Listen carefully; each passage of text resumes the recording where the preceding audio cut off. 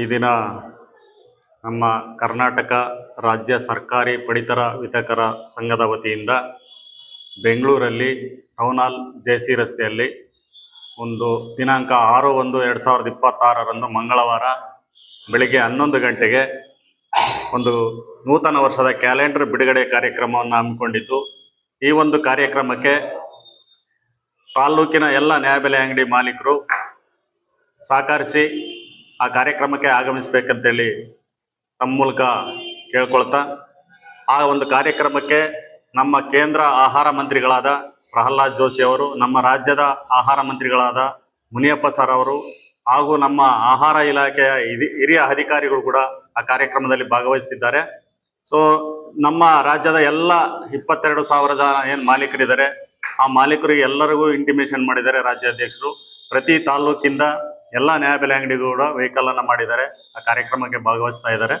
So ಅದರಲ್ಲಿ ನಮ್ಮ ಪ್ರಮುಖವಾದಂಥ ಕೆಲವು ಬೇಡಿಕೆಗಳಿದ್ದಾವೆ ಅಂಗಡಿಯವ್ರದ್ದು. ಆ ಬೇಡಿಕೆಗಳನ್ನು ಸಂಬಂಧಪಟ್ಟ ಆಹಾರ ಮಂತ್ರಿಗಳೇ ಬರ್ತಾ ಇರೋದ್ರಿಂದ ನಮ್ಮ ಡಿಮ್ಯಾಂಡ್ಸ್ ಕೂಡ ಅಲ್ಲಿ ರಾಜ್ಯಾಧ್ಯಕ್ಷರು ಮಂಡಿಸ್ತಾ ಇದ್ದಾರೆ, ಪ್ರಸ್ತಾವನೆ ಕೂಡ ಸಲ್ಲಿಸ್ತಾ ಇದ್ದಾರೆ.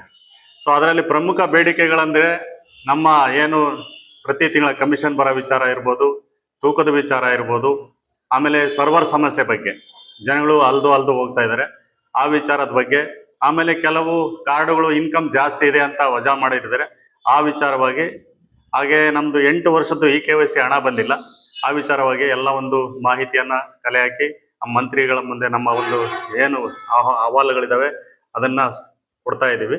ಅದಕ್ಕೆ ನಮ್ಮ ತಾಲೂಕಿನಿಂದ ಎಲ್ಲ ನ್ಯಾಯಬೆಲೆ ಅಂಗಡಿ ಮಾಲೀಕರು ಕೂಡ ಆ ಕಾರ್ಯಕ್ರಮಕ್ಕೆ ಬರ್ತಾ ಇದ್ದಾರೆ. ನಾವು ನಮ್ಮ ತಾಲೂಕಿಂದ ಒಂದು ವೆಹಿಕಲನ್ನು ಮಾಡಿದ್ದೀವಿ.